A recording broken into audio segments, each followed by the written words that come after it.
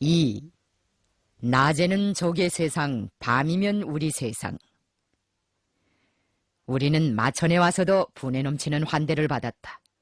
여영구의 승전 소식이 간더 전역으로 빠르게 포져가던 때여서 우리에 대한 서왕청 인민들의 환영열도 대단히 높았다. 적의 통치에서 완전히 해방된 유격구의 생활은 우리 일행을 몹시 흐뭇하게 해주었다. 그러나 이 신촌지를 지배하는 모든 것이 다 우리를 감동시킨 것은 아니었다. 간더혁명을 움직이는 일부 지도자들의 일본세와 사고방식 가운데는 우리의 불만을 자아내는 점도 없지 않았다. 우리를 제일 놀라게 한 것은 동만지방혁명가들의 활동에서 열병처럼 만연되고 있던 좌경바람이었다. 좌경병은 유격건거지를 건설하는 사업에서 특별히 두드러지게 나타났다. 명월구 소사하 회의들에서 유격건거지 창설 문제를 논의할 때 우리는 이미 그 형태를 완전 유격구, 반유격구, 활동 거점의 세 가지로 규정하고 형태 설정에서 균형을 잘 보장할 때 대하여 합의를 보았다. 그런데 동만지방의 일부 열성공산주의자들은 해방지구 형태의 완전 유격구를 건설하는 데만 몰두하고 반유격구나 활동 거점을 창설하는 문제에 대해서는 낯을 좁게 돌리고 있었다. 초기에는 왕청에서도 해방지구 형태의 유격근거지만 건설하였다. 서왕청 유격구역만 보더라도 오늘의 우리나라 한개 군 면적과 맞먹는 땅덩어리가 모두 혁명 세력이 관할하는 해방지구 형태의 소베트 구역으로 되어 있었다. 그 당시에는 완전 유격구를 소베트 구역이라고도 하였다. 이처럼 넓은 땅에다 공농 정권을 상징하는 소베트 깃발을 띄워놓고 간부들은 혁명하면서 무사분주하게 돌아갔다. 유격구역 밖에 나가서 싸움은 별로 하지 않고 프로레타리아 독재니 무산자 사회 건설이니 하는 허공 중에 뜬 구호만 연방 외치면서 얼렁얼렁 하루하루를 보냈다. 기념일이 오면 병실마당이나 운동장 같은 데 모여 러시아식 단스도 하고 내대가도 불렀다. 어떤 날은 동만 특위와 현해 간부들이 한데 모여서 목청을 돋고 가며 논쟁도 하였다. 이런 분위기 속에서 사실 우리도 그 해봄을 동동해서 보냈다. 그러나 점차 유격구 사업에서 반로되고 있던 일련의 좌익 소합병적인 편향도 포착하게 되었고 그것을 퇴치하기 위한 여러 가지 방도와 전술도 모색하게 되었다.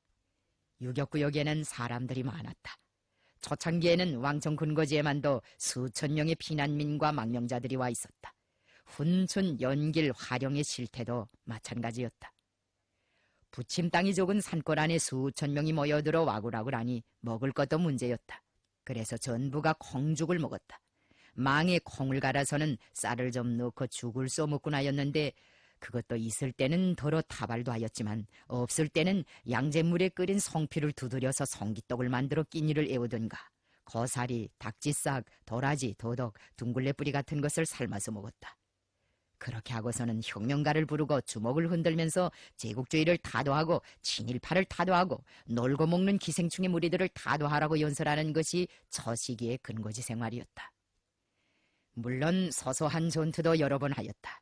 경찰서를 습격하고 후방물자를 실은 마차 수송대도 들이치고 유격구역에 침습해오는 토벌대를 제끼고 무기를 빼앗아내기도 하였다. 승리하고 돌아오면 인민들은 깃발을 들고 만세도 불렀다. 그러나 본격적인 전투는 많이 하지 못하고 산꼭대기에 올라가 보초를 서든가 피난민들을 보호하는 것으로 매일매일을 보냈다. 땅덩이는 컸으나 총도 적고 무장인원도 적다나니 유격대원들은 총을 몇 자루씩 나눠가지고 근거지를 보유하는 데 몰두하지 않으면 안 되었다. 우리가 무장대우를 누리려고 하면 무슨 서기요 위원이요 하는 사람들이 겁에 질린 소리로 혁명군은 통일전선 군대가 아니니 노동자 농민의 정수분자들만 흡수하여야지 아무 사람이나 망탕 받아들이게 되면 오합지졸의 무리가 된다고 하면서 한사코 막아나섰다. 그 당시는 항일 유격대가 소비에트 구역 안에 있는 무장역이라는 데로부터 그 명칭도 공농유격대라고 하였다. 공농유격대란 노동자 농민의 군대라는 뜻이다.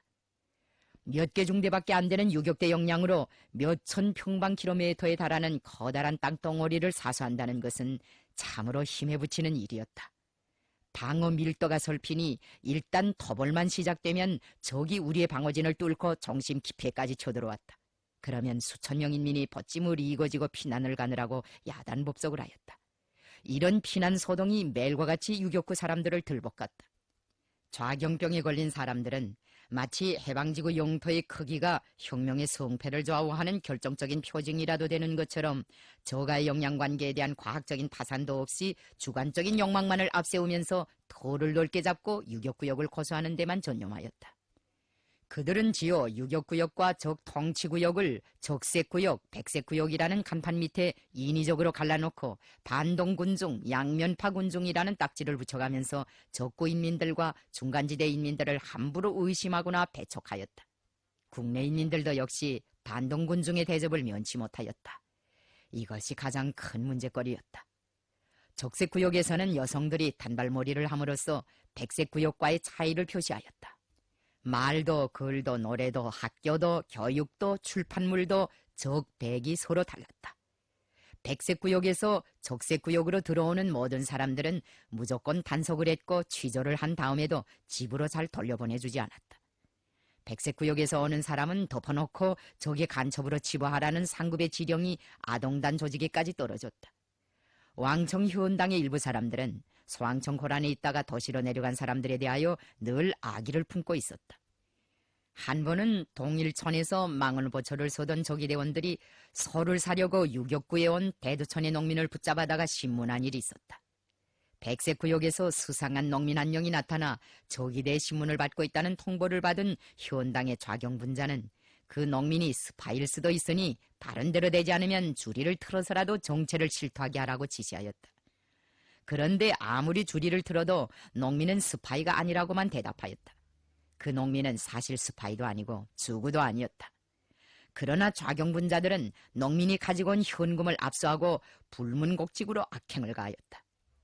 왕청에서 단연간 공청사업을 해온 최봉성은 언제인가 좌경으로 인하여 빚어진 유격구 시절의 비사들을 회고하는 자석에서 이런 말을 한 적이 있다. 좌경이라는 말만 들으면 저기 유격구 시절이 자주 눈앞에 서물서물합니다. 간도에서의 좌경이 정말 지독했습니다. 한 번은 유격대원들이 왕청령에서 일본군의 소금딸구지를 노획해가지고 서왕청으로 끌고 온 적이 있습니다. 근거지가 생긴 초창기이니 아마 수령님께서 남만 진출을 하실 때일 것입니다. 달구지꾼은 상리를 하여 그날그날 생계를 유지해 나가는 최하층의 조선 사람이었습니다. 그런데 이번에도 좌경분자들은 양면파 군중이라는 딱지를 붙이고 그를 죄인처럼 다스렸습니다. 일본 놈의 소달구지를 끌었으니 역적이라는 거죠. 유격구 밖에 있는 사람들이 유격구를 좋게 볼 수 없었습니다. 참 기막힌 일이었습니다. 저가를 구별하지 않고 기본 군중까지도 서슴없이 처형하는 이와 같은 무지한 망동은 다른 현의 유격구들에서도 빈번히 발생하였다. 그런데 중요한 것은 이 저주받을 행위들이 모두 혁명이란 신성한 간판 밑에서 꺼리낌 없이 감행되어 항의를 하겠다고 따라 나섰던 수많은 혁명군중을 백색구역으로 밀어던지는 가슴 아픈 결과를 빚어낸다는 데 있었다. 유격구의 좌경분자들은 지어 온성 땅에서 적의 토벌에 희생된 부모의 제사를 지내려고 상경리에 온 리치백 노인의 친척까지도 반동군중이라고 하면서 붙잡아가는 추태를 부렸다. 이런 행위를 목격할 때마다 나는 온몸과 넋으로 참을 수 없는 수치를 느꼈다. 만일 어떤 공산주의자가 반동이라는 감투를 씌워 무고한 백성을 마음 내키는 대로 처형한다면 그는 벌써 공산주의자가 아니라 특급 범죄자이다. 그런데 우리가 왕청에서 유격구 생활을 할 때만 하여도 이런 특급 범죄자들은 그 누구도 감히 건드릴 수 없는 특급 혁명가를 행세하면서 군중을 아무렇게나 망탕 다스리고 있었다. 어떤 사람들은 소베트만 가지면 만사가 다 해결될 것처럼 생각하고 있었는데 우리는 거기에 큰 문제가 있다고 보았다. 근거지도 고수하고 혁명도 발전시키자면 폐쇄적인 경향을 극복하고 활동 범위를 넓혀야 한다는 것이 우리가 얻어낸 결론이었다. 말하자면 유격구 사소에만 매달리는 근시안적인 활동 방식으로부터 벗어나 큰 정예부대를 꾸려가지고 자유자재로 기동하면서 적극적인 군사정치 활동을 벌이자는 것이었다. 군대가 본격적인 군사작전으로 이행하자면 근거지방위에서 안고 있는 부담을 줄여야 하였는데 이 부담을 줄이는 하나의 방책이 바로 완전 유격구 주변의 광활한 지역에 반유격구들을 대대적으로 늘리며 이러한 반유격구들이 유격구를 옹이하도록 하는 것이었다. 우리는 반유격구를 창설하는 데서 우리 혁명의 새로운 승리를 담보할 수 있는 돌파구를 찾았다. 나는 중국 관내에서의 유격구 건설 경험을 참고할 목적으로 동장영과도 여러 번 진지한 담화를 하였다. 1931년 가을 중국 강서성 서금에서는 중화 소비에트 임시정부 수립을 선포하고 소비에트 구역을 창설하였다. 동장영의 말에 의하면 중국혁명의 수뇌부가 집결되어 있는 소비에트 중앙군은 그 면적이 대단히 넓고 주민도 수백만을 헤아리며 무력도 몇 개 군을 이룰 만큼 막강하다는 것이었다. 동장영 자신도 하남성에서 소비에트 구역을 창설한 경험을 가지고 있었다. 당시 중국 공산당이 영도하는 홍군은 10여만 명에 달하였고 그 관할 지역은 강서성 남부로부터 광동성 북부에 이르는 넓은 지역을 차지하고 있었다.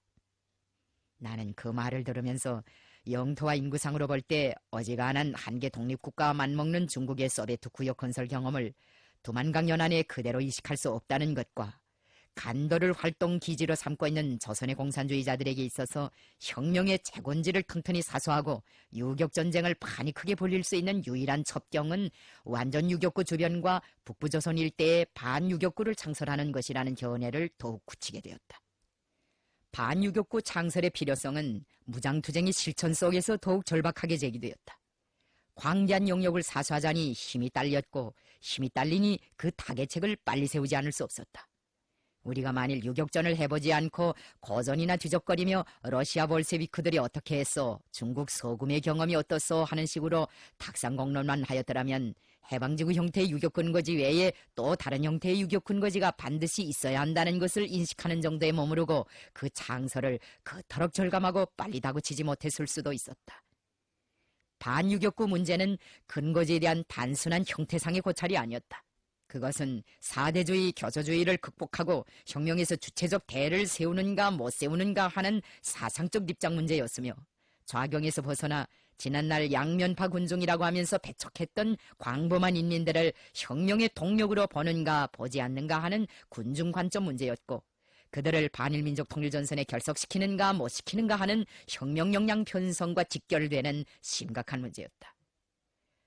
반유격구란 우리도 통치하고 적들도 통치하는 지역, 형식상으로는 적의 통치 지역이지만 내용상으로는 우리의 관할 지역으로서 항일격대에 대한 지원 조건도 지어주고 그 후비 원천을 비롯한 혁명 역량도 키워내며 적구와 유격구 사이에서 중간 연락소의 역할도 담당하는 그런 것을 말한다.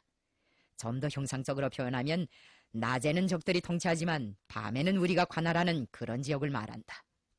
혁명 근거지 건설에서 반유격구 형태는 우리의 투쟁 실정에 맞는 것이었다.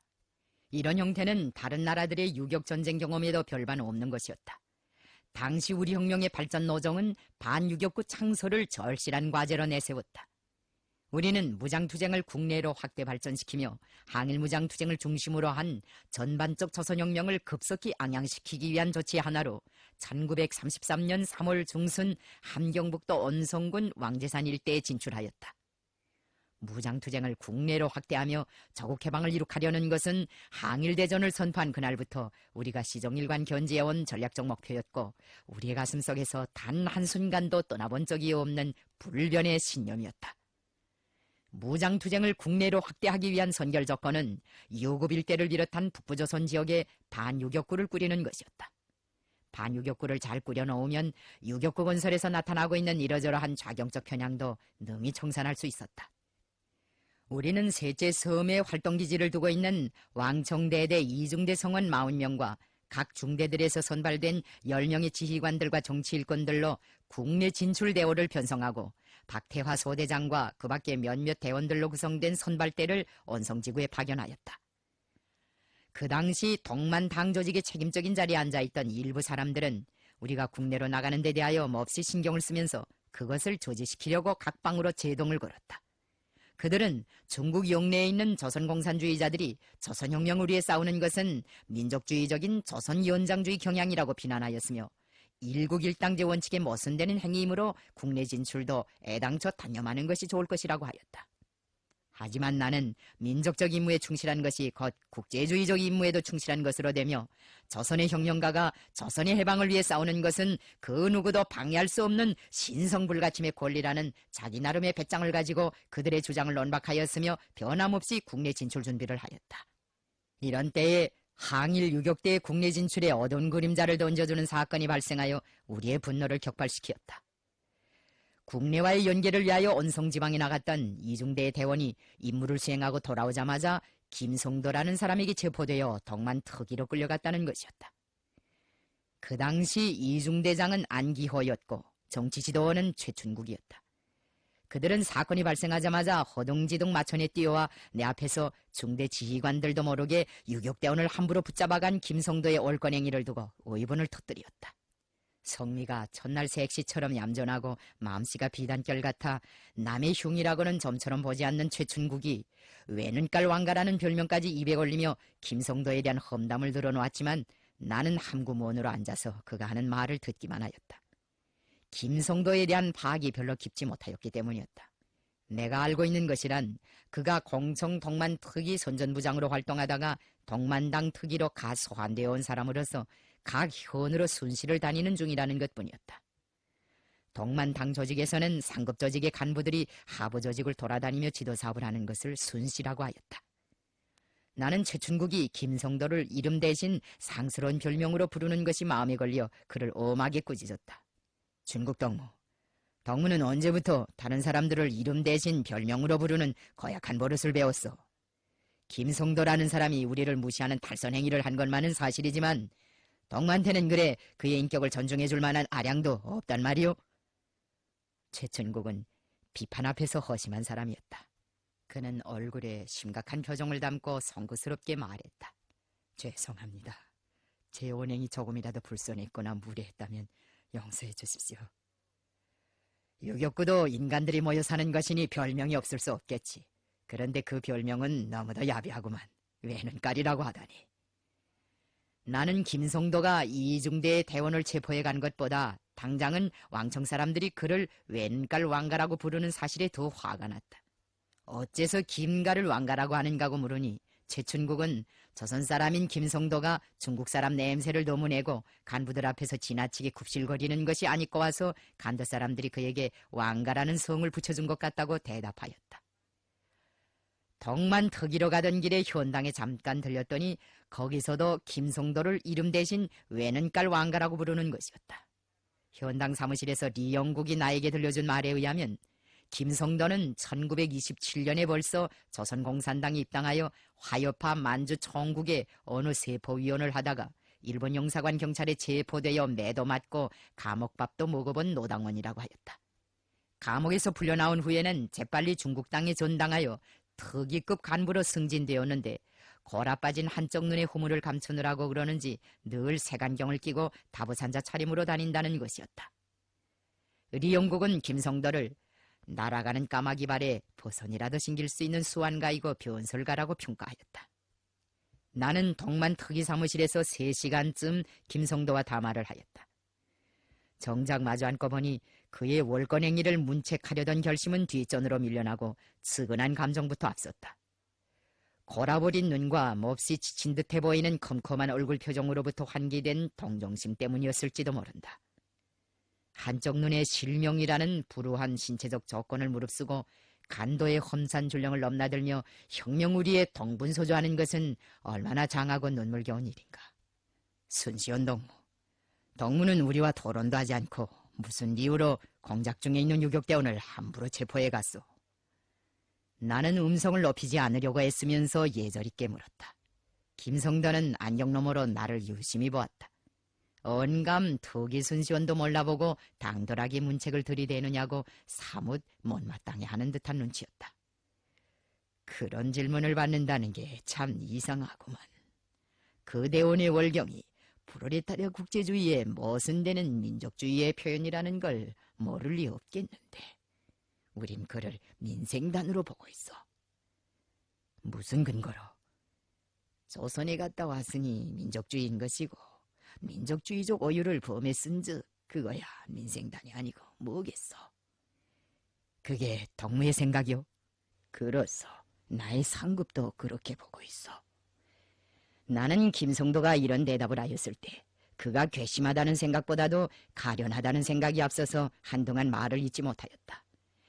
아무런 과학적 타당성이나 진리성도 없는 망발에 분노를 표시하고 새망치와 같이 드센 논리로 그 망발의 부당성을 입증해야 할 그런 정황에서 분노와 경멸 대신 일정의 동정심이 발동되었다는 것은 참으로 기이한 일이다. 김성도가 지니고 있는 허황한 편견과 유치한 사고방식이 덕만특위 순시원이라는 요란한 직급과 대조를 이루면서 그를 더욱더 가련한 존재로 보이게 하였던 것 같다. 육체적 불구에 정신적 불구까지 겹치었으니 저 사람이야말로 얼마나 불행한 인간인가. 세간경으로 밀정들의 목표물이 될 수 있는 애꾸눈을 가리우고 혁명우리에 투신하는 그 기계야 물론 찬양받을 만한 것이지. 그 기계에 건전한 노까지 담겨져 있다면 정말 좋겠는데 어떻게 되어 저 사람의 정신은 저렇게도 참혹하게 병들었을까. 나는 이런 생각을 하면서 처음보다 음성을 더 낮춰 저 영재형 글을 달렸다.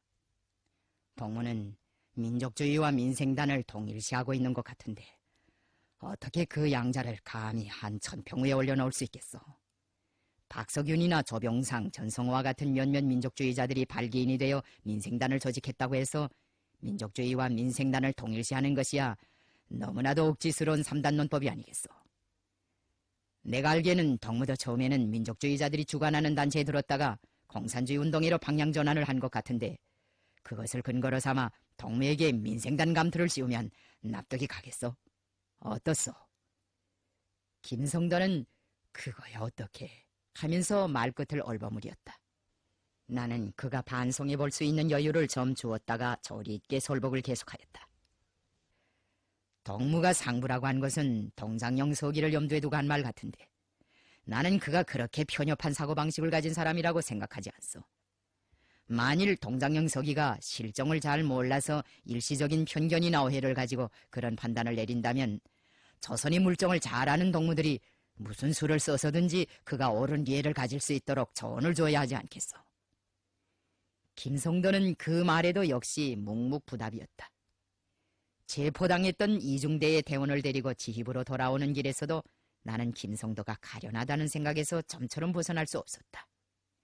솔직히 말하여 나는 그가 다른 사람들의 장단에 춤을 추면서 숙반 공작을 진두지휘하기 전까지는 리론투쟁 때문에 여러 번 충돌하면서도 마음속으로는 늘 그를 불쌍하게 여겼다.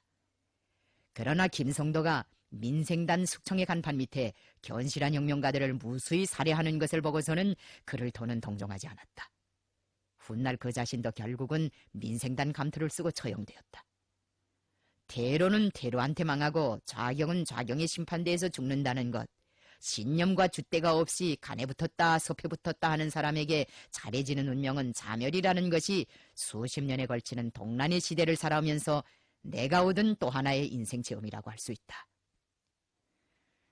3월 초순에 마천을 떠나 엄성군 타막골 대안에 도착한 국내 진출대원은 서울골이라는 곳에 수경지를 정하고 언성 땅에 침투한 선발대를 기다리면서 한 주일가량 이 일대를 흉령화하여 반유격구로 꾸리기 위한 사업에 착수하였다. 낮에는 성동산 서쪽 기슭에 가서 전투훈련을 하였고 밤에는 마을을 돌아다니면서 주민들 속에 지하조직을 꾸리는 일을 하였다. 우리는 그때 만주국의 말단 행정 책임자들인 10가장, 100가장들과의 사업도 하였다.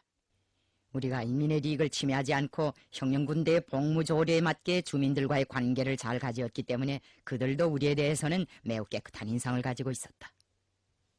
유격대원들은 그때 서울골에 머물러 있으면서 농민들의 일선을 많이 도와주었다.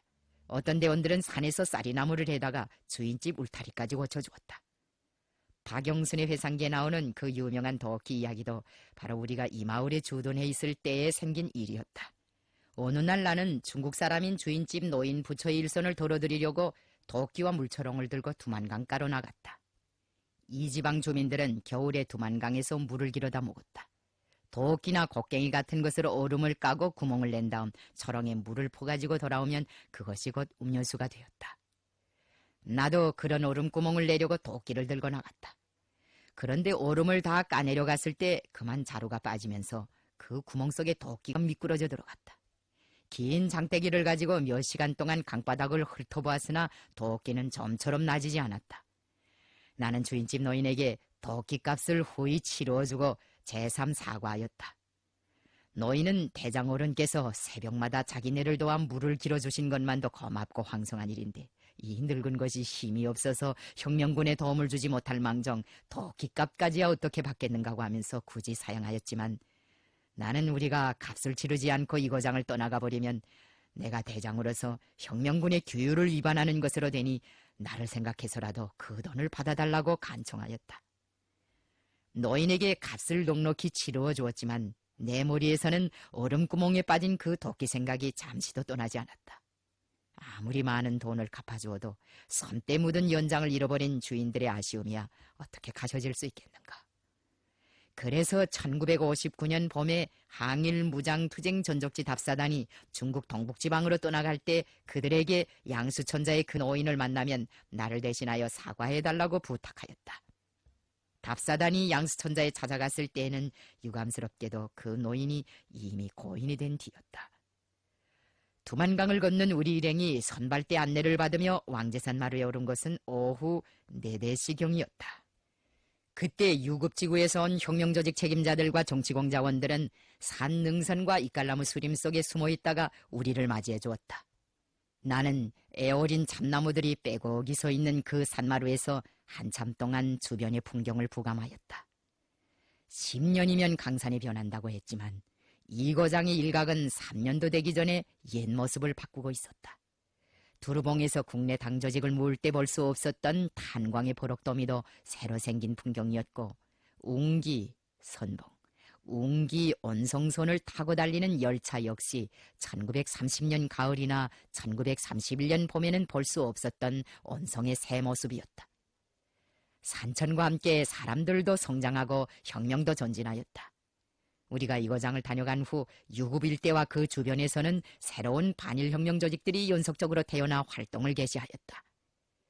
유급지구의 투사들은 치안 유지를 담당한 일본 군부와 경찰 순애들이 국경 경비의 만전을 자랑하는 조국의 북변 땅에서 혁명 조직이라는 거대한 강철 그물로 적의 통치 기구를 포위하고 있었다. 우리의 무장투쟁도 성장하였다. 유격대 무력은 동만 지방만 보더라도 대대급으로 발전하였다. 각 현에 있는 대대들은 오래지 않아 연대로도 되고 사단으로도 될 것이다. 유격전쟁을 위한 조선공산주의자들의 무력은 남만에도 있고 북만에도 있다. 우리의 사단들과 군단들이 조국 땅에 진출하여 적들에게 철출을 내릴 그날은 머지않았다. 벌써 우리가 그 선견대로 이렇게 온성 땅에 나오지 않았는가. 나는 이런 생각에 잠겨 장독학교 시절에 외할아버지한테서 배운 남이장군의 한시를 입속으로 조용히 외워보았다. 백두산석 마도진 두만강수 음마무 남아이십 미평국 후세수칭 대장부. 이 시를 풀이하면 다음과 같은 뜻으로 된다. 백두산의 돌은 갈가라 다 없애고 두만강의 물은 말목여 다 말리리. 사나이 20살에 나라 평정 못하면 후세 근우가 대장부라 일러주랴. 할아버지는 그때 나에게 남이 장군이 북관의 적을 무찌르는 싸움에서 영맹을 떨쳐 20대에 벌써 병조판서가 되었다고 하면서 성지도 크고들랑 외넘치는 대장이나 선봉장이 되라고 말씀해 주었다. 나는 그때 그 말씀을 들으면서 남이 장군이 간신의 모함으로 억울하게 죽음을 당한 데 대하여 몹시 원통하게 생각하였다. 그리고 크면 남이 장군처럼 외적을 치는 선봉에 서서 나라와 백성의 안녕을 위해 싸우리라고 결심하였다. 남이 장군이 육진에 의거하여 북적을 막았다면 우리는 유급의 반유격부에 의거하여 무장투쟁을 국내 기피해로 확대하고 일제가 멸망할 함정을 파놓으리라. 나는 왕제산 마루에서도 이런 맹세를 다지었다. 왕제산에 모인 정치공작원들과 혁명조직 책임자들은 나에게 국내 형편과 그동안의 활동 정령을 보고하였다. 나는 유급을 비롯한 북부 국경지대에서 항일혁명의 대중적 기반을 축성하는 사업이 속속 진행되고 있는 데 대하여 거무해주고 정치공작원들과 혁명조직 책임자들 앞에 무장투쟁을 국내로 확대 발전시키기 위한 몇 가지 과업을 제기하였다. 여기서 내가 역점을 찍어 강조한 것이 반유격부 창설과 관련된 문제였다. 우리는 그때 온송 일대를 중심으로 국내 여러 지역에 반유격구를 꾸리고 동시에 무성한 청림지대들의 비밀 연락장소를 비롯한 여러 가지 활동 거점들을 마련함으로써 무장투쟁을 국내로 확대 발전시킬 수 있는 초석을 쌓으려고 하였다. 왕제산 회의에서는 러농동맹을 기초로 하는 반일민족 통일전선의 기치 밑에 전 민족을 하나의 정치적 역량으로 튼튼히 묶어 세우기 위한 과업과 대중운동과 당창건 준비 사업을 힘있게 내밀기 위한 국내 혁명 조직들의 과업도 토의되었다. 유격대 온송 진출은 항일무장 투쟁을 국내로 확대 발전시키기 위한 서막으로 되었으며 민족해방투쟁 발전에서 또 하나의 새로운 리정표를 마련하였다. 이 진출을 통하여 우리는 조선의 공산주의자들이 조선혁명을 위해 싸우는 것이 그 누구도 막을 수 없는 신성한 임무이며 절대적인 권리라는 움직일 수 없는 신념과立장을 내외 전용하였다. 항일 유격대 온송 진출과 왕제산 회의의 전 과정은 완전 유격구 주변과 국내 반유격구를 창설할 때에 대한 우리의 주장이 옳았다는 것과 간도와 유급 일대에 반유격구를 건설할 수 있는 주객관적 조건이 충분히 성숙되었다는 것을 실증해 주었다. 왕제산 회의가 끝난 후 우리는 경원, 샛별, 경원의 유다섬과 박석골, 정성군, 신흥천, 금산봉을 비롯한 국내 여러 곳에 진출하여 회의도 하고 강습도 하고 정치 공작도 하였다. 이 진출의 주요 목적은 국내 혁명 조직 책임자들과 정치 공작원들에게 지하혁명 투쟁에서 견지해야 할 원칙과 방법을 배워주려는 데 있었다. 우리가 국내에 나가서 혁명가들을 자주 만난 것은 그들을 주체적인 혁명 노선과 사업 방법으로 무장시켜 복잡한 실천 투쟁을 영의주도하게 이끌고 나갈 수 있도록 튼튼히 준비시키자는 데 있었다. 국내 혁명 조직의 지도자들과 핵심들을 정치 실무적으로 잘 준비시키는 것은 반유격구를 성과적으로 꾸리기 위한 선결 조건이었다. 그 당시 우리가 파견한 지도 핵심들은 국내 깊이에 침투하여 반일 항쟁에 총력을 기울이고 있던 로저 농저들의 뿌리를 뻗치었으며 도처에서 혁명적인 대중단체들을 조직하였다. 우리의 공작원들은 서울을 비롯한 남부조선 일대에도 줄을 들이었다. 료급지구의 반유격구들을 튼튼히 꾸리고 국내 혁명운동을 앙양시키는 데서 두만강 연안이 꾸려진 당 조직들은 결정적 역할을 하였다. 그 후 동만의 지도 간부들은 반유격구 건설에 관한 우리의 제안을 방침으로 채택하고 그 방침을 관철하기 위한 과업을 명시하였다. 반유격구를 건설해야 한다는 우리의 공명정대한 제안에 대하여 우경이라고 시비하는 사람들도 있었지만 그런 비평은 즉석에서 신랄한 반격에 부딪혔다. 동만의 소베트 구역들에서는 1933년 봄부터 반유격구를 창설하기 위한 투쟁이 활발하게 벌어졌다. 라자구, 다홍회, 전강루, 양수천자 등 왕청지구와 연길, 훈춘, 안도, 화령지구의 넓은 지역에 반유격구가 꾸려졌다. 이 시기에 창설된 반유격구들은 항일무장투쟁 발전에 거대한 공헌을 하였다. 완전 유격구들 가운데서 방어하기에 불리한 일부 지역들도 반유격구로 전환시키었다. 만주국이 내세운 툰장들 가운데는 우리를 지지하고 동정하는 사람들이 적지 않았다. 라자구 같은 것은 시내에서 한 발자국만 나와도 다 우리 세상이고 우리 편 사람들이었다. 반유격구 건설 경험과 그 노선의 정당성은 그 후 조선인민혁명군의 백두산 지구에서의 활동을 통하여 유감없이 증명되었다. 반유격구라는 것이 참으로 좋았다. 그래서 1930년대 후반기 압록강 연안에 나와서 백두산 일대를 개척할 때에도 우리는 혁명군이 주둔하는 것들에만 미령을 건설하고 나머지는 모두 반유격구로 만들어 놓았다. 적백을 가리지 않고 군중들 속에 혁명 조직을 받고 거기에 일꾼들을 파견하였다. 우리는 일정한 지역을 차지하지 않고 적들이 이 지구를 주목하면 저 지구로 옮겨 앉고 저 지구를 주목하면 또 다른 지구로 옮겨가곤 하였다. 그 사품에 정동철, 리훈, 리주익, 리취, 리주익과 같은 애국구장, 애국백가장, 애국십가장, 애국면장, 애국선사, 애국자위단원들이 많이 나왔다. 우리는 그때 적의 하부말단 통치기관들의 똑똑한 사람들을 공작원으로 많이 박아놓았다. 우리가 파견하지 않은 적지 않은 하부말단 관리들까지도 혁명을 지지하게 만들어 놓았다. 그들은 낮에는 만주국이 시키는 일을 하면서 열성을 부리는 척하였지만 해가 떨어지면 혁명군의 길 안내도 하고 낮에 수집한 정보자료를 제공하기 위해 혁명군 공작원들도 만나고 혁명군에 보낼 원어물자 수집도 하였다. 동만과 국내에 창설된 반유격구들은 해방지구의 군대와 인민들을 보호하며 거기에 수립된 인민의 정권과 민주주의적 시책의 열매들을 보호하는 믿음직한 위성들로 되었다. 완전 유격구 주변의 넓은 지역이 반유격구로 전환된 다음부터 항일 유격대는 적구 깊이 침투하여 군중을 형용화하고 당 공청을 비롯한 전위 조직들과 각종 대중 조직들을 확대해 나감으로써 항일 무장투쟁의 대중적 기반을 더욱 튼튼히 다지고 서국적인 방어전으로부터 적극적인 공격전으로 이행할 수 있었다. 항일 전쟁을 주동적인 공격 작전으로 전환시킴으로써 우리는 적들의 악랄한 경제 봉쇄전을 타파하고 유격구 생활에서 가장 큰 골칫거리였던 식량 문제도 보다 용이하게 해결할 수 있었다. 반유격구의 건설은 적백구역의 설정으로서 많은 군중을 적의 편으로 밀어던지던 좌경적 편향을 극복하고 반일민족 통일전선의 기치 밑에 광범한 인민대중을 하나의 정치적 역량으로 묶어 세울 수 있게 하였으며 사대주의, 교조주의를 극복하고 조선혁명을 주체적으로 발전시키는 데 크게 기여하였다.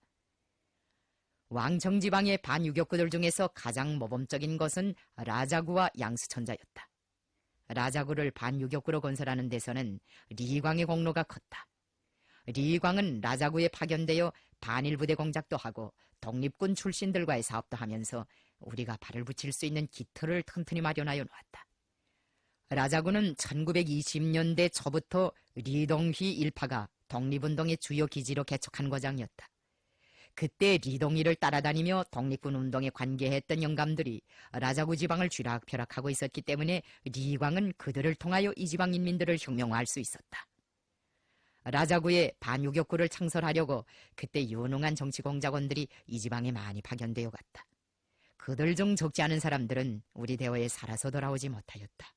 라자구를 혁명화하는 데서 큰 공헌을 한 최정화도 거기서 희생되었다. 조선인민혁명군의 유능한 지대장이었던 박길성과 최광은 그 당시 라자구에서 지하공작을 하였다. 적들이 이 거장에 협화회나 협조회와 같은 악질적인 반동단체들을 조직하여 혁명 세력을 말살하려고 미쳐 날뛰었다면 우리는 여기서 반일회와 같은 큰 그릇의 대중조직들을 만들어 모든 애국 역량을 하나로 묶어 세웠다.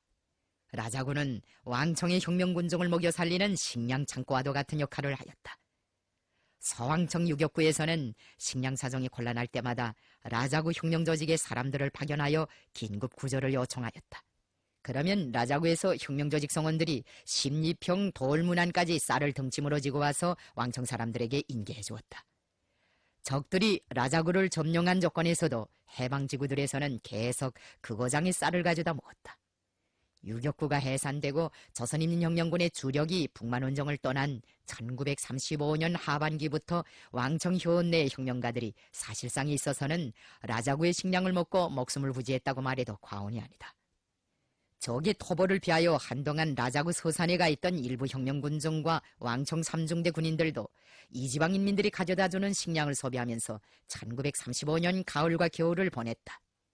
라자구가 이처럼 왕청혁명가들의 식량 공급소와도 같은 역할을 훌륭히 감당해낼 수 있은 것은 거기가 원래 지나가는 거지한테도 기장밥을 해먹인다는 비옥한 곡창지대라는 데도 있었지만 그 지방에 혁명 조직들이 많이 들어가 박히고 그 조직들이 일상적으로 대중교양을 잘하였기 때문이었다. 라자구의 백호장 김영우는 만주국이 신이 많은 말단 행정심부름꾼이지만 내적으로는 우리의 조직원이었다. 그는 백호장이라는 합법적 지위를 이용하여 혁명가들에 대한 방조를 많이 주었다. 적들은 유격대 공작원들의 성시 침투를 막고 인민들이 혁명군과 내통하는 것을 방지하기 위하여 식량과 생활필수품의 반출을 가혹하게 통제하는 한편 청년들을 도시경비에 상시적으로 동원시켜 출입자들을 엄중히 단속하게 하였다. 경비에 동원되는 청년들에게는 건봉을 하나씩 쥐어주었다. 그 건봉은 만주국이 발급한 일정의 신임장과 같은 것이었다. 혁명군이 라자구의 식량 공작을 가는 날은 김영훈이 일부러 우리의 영향하에 있는 청년들만 엄선하여 경비에 내보냈다.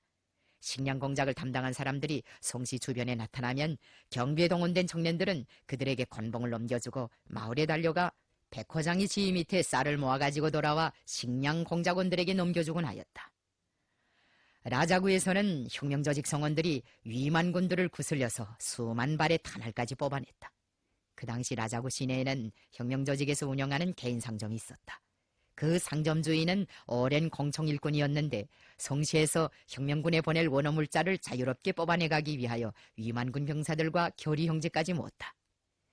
돈에 환장한 어떤 만주국 군인은 다른 지방에 가서 물건을 염가로 사다가 값을 몇 배로 올려가지고 그 상점에 찾아와 자기 대신 상품을 팔아달라고 부탁하곤 하였다. 군인이 물건을 가지고 장사질하는 것이 알려지면 처벌도 받을 수 있었으므로 부득불 상점을 이용하지 않을 수 없었다.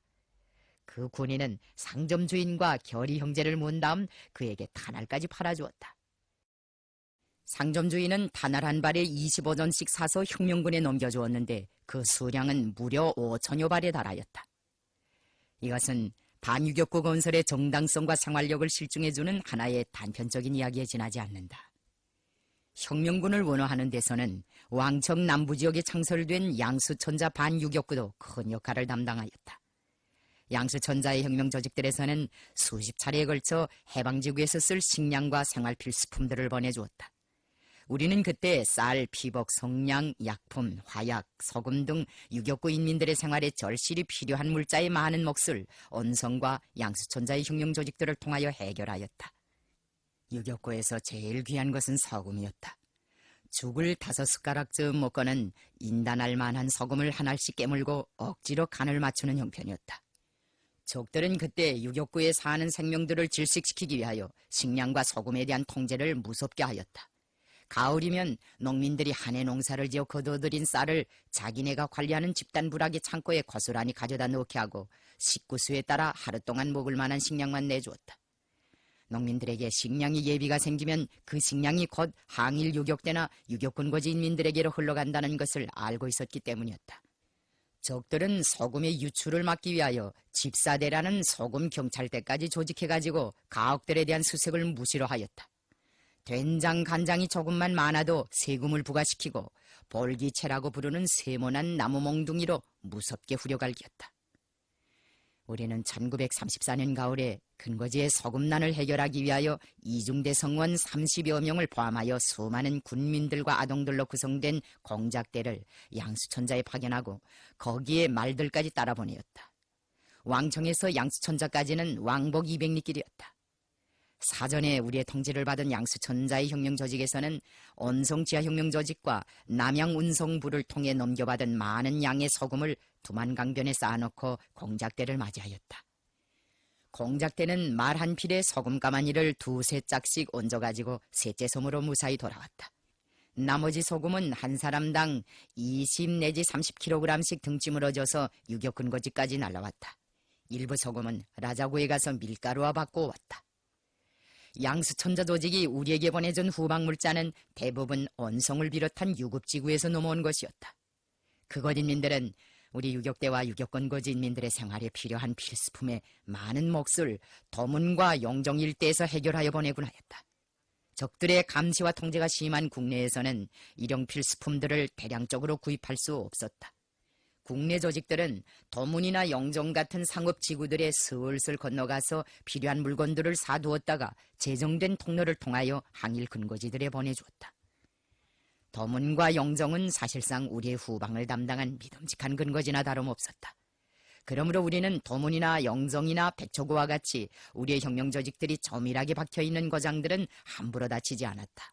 처음에 우리 동무들이 백초구를 한 번 들이친 일이 있었는데 그 습격 전투가 있은 직후 리광의 아버지가 연통해 오기를 민족적 양심이 있는 부자들을 통일전선에 끌어들여야 하겠는데 그들이 몹시 놀랐기 때문에 후과가 좋지 않다고 하였다.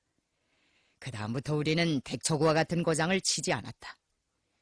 왕청과 그 밖의 해방지구 군민들을 먹여 살리는 데서 유급 일대의 반유격군은 실로 역사책에 대서특필해야 할 공적을 쌓아 올렸다.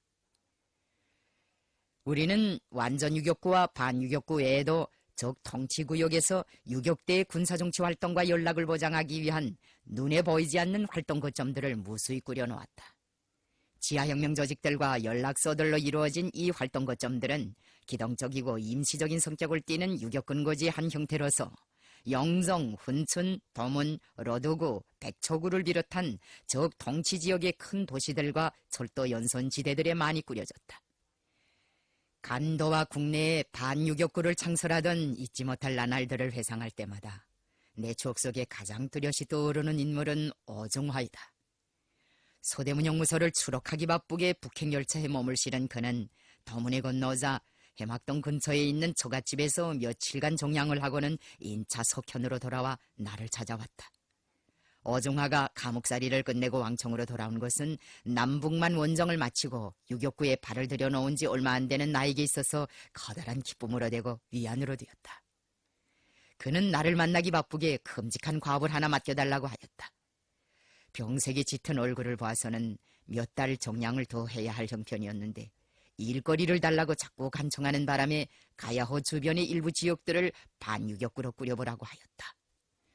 오중화가 속해 있는 제5구는 양수천자, 도문, 연길, 백초구, 대두천 등 적의 주요 토벌 거점들과 있다 있었고 가야호에는 일본 용사관 경찰 분소까지 도사리고 있었다. 1933년 정월 초 유제구가 적의 습격을 받았고 그 후에는 사수평이 2차례나 토벌을 당하였다. 오중화 자신도 감옥에서 풀려나왔으나 적의 꼬리가 계속 달려 있었다. 그러나 그는 과업을 받자 기쁨을 감추지 못하였다. 우리가 오중화에게 가야호 주변의 일부 지역들을 반유격구로 꾸려보라고 한 것은 그 지역들이 적의 군사요충지들과 매우 가까운 거리에 있었고 또 적의 공격 목표로 지목되고 있는 사정과 관련되어 있었다. 위험을 동반하는 어려운 과업이었으나 나는 오중화를 믿었다. 1930년 가을의 첫 쌍봉 때 그는 벌써 나에게 지울 수 없는 믿음을 남겼다. 그때 나는 오중화의 집에서 그와 진지한 담화를 하였다. 담화를 끝내고 밖에 나오니 울타리 밖에 옥대우 같은 청년들이 사무만 경비진을 치고 서 있었다. 동구 밖에도 그런 청년들이 여러 명 늘어서 있었다. 나는 그때 그 광경을 보면서 오중화의 사업 능력과 혁명가다운 풍모에서 깊은 감명을 받았다. 그의 사업 능력과 혁명가다운 수완은 군중을 끄는 데서 두드러지게 나타났다. 오중화는 자기가 사는 마을을 혁명화하기 위하여 리발기를 하나 갖추어 놓고 가위계라는 조직부터 먼저 내온 다음 거기에 동네에 있는 주민들을 다 망라시켰다. 그 당시 일반 리발서의 리발 요금은 15전이었다. 그러나 오중화는 5전씩 받았다.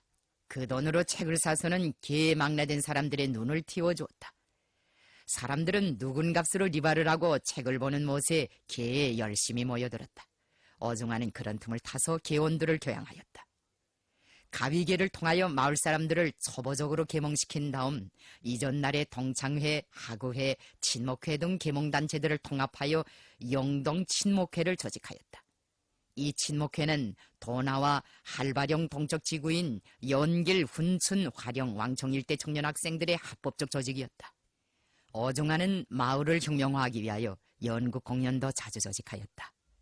그가 직접 각본을 쓰면 한 개 분대도 넘는 사촌들이 달라붙어 배역도 나누고 장치도 만들고 저희들끼리 연출도 하여 미끈한 작품을 무대에 올리곤 하였다. 이런 방법으로 군중을 흐물흐물하게 만들어 놓고는 자기 가문의 사람들부터 혁명 조직에 받아들이고 나중에는 모든 마을 사람들을 다 조직 성원으로 흡수하였다. 겨울 명월구 회의를 전후한 시기에는 강상준, 조창덕, 유세령 등과 함께 항일 유격대 결성 준비 작업의 중요거리 하나인 무기 획득 공작에 참가하였다. 그들이 목숨을 걸고 탈취해낸 무기들은 최인준, 한흥권, 강상준, 김은식 등의 투사들이 망라되어 있는 별동대원들을 무장시키는 데 큰 미천으로 되었다. 오중화는 우리의 의도에 맞게 적의 1차 공격 목표로 지목되어 있는 5구의 일부 지역을 반유격구로 훌륭히 꾸려놓았다. 그는 적 통치구역의 활동 거점을 꾸리는 과업도 성실하게 수행하였다. 도문의 천일 인쇄소는 그가 꾸려놓은 중요한 활동 거점으로서 혁명군의 귀와 눈의 역할을 감당하였다. 적들은 오중화와 그의 가문을 눈에 둔 가시처럼 보고 그 일적을 멸살시킬 기회만 호시탐탐 노렸다. 1933년 봄에 유격대 한 소조는 영정영사관에서 석현 경찰서에 보내는 비밀 문건을 압수하였다. 그것은 오씨 일가를 전멸시키라는 살인 지령서였다. 우리는 그 정보를 받은 즉시에 유격대를 출동시켜 구제 공작을 하였다. 유격대원들은 31명이나 되는 오신의 식구들을 눈 깜짝할 사이에 심리평으로 소개시켰다. 지칠 줄 모르는 정열과 투지를 가지고 단거리 육상 선수와도 같이 숨가쁜 속도로 일생을 줄다름쳐 살아오던 어종화는 1933년 여름 북봉오동의 비밀 아지트에서 불행하게도 적들에게 체포되었다. 적들은 체포 현장에서 무참히 그를 살해하였다. 어종화가 최후의 순간을 어떻게 마쳤고 어떤 모습으로 죽음을 받아들이었는지 그것을 목격한 증견자는 없다. 그와 그의 동료들을 처형한 살인마들만이 그것을 영원한 비밀로 간직하고 학살 현장에서 사라져버렸다. 어태희 노인이 주먹을 부르짖고 심리평에서 북봉오동으로 뛰어갔을 때 어종화는 이미 피투성이가 되어 비밀 아지트 주변에 눈을 뜬 채 쓰러져 있었다.